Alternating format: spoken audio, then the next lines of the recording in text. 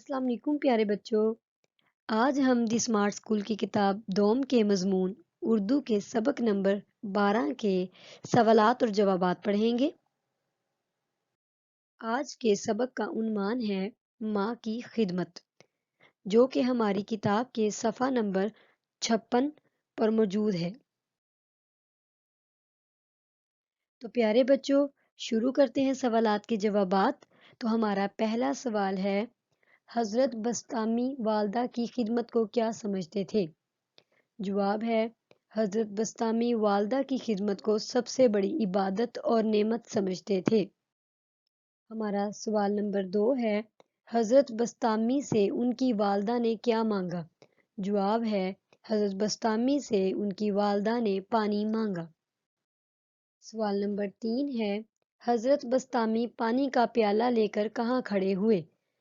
حضرت بسطامی پانی کا پیالہ لے کر بستر کے پاس کھڑے ہوئے۔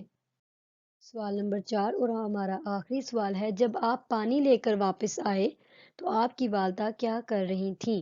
تو جواب ہے، جب آپ پانی لے کر واپس آئے تو آپ کی والدہ سو چکی تھیں۔ پیارے بچوں، ہم نے صفحہ نمبر 56 پر موجود سوالات کے جوابات پڑھے ہیں۔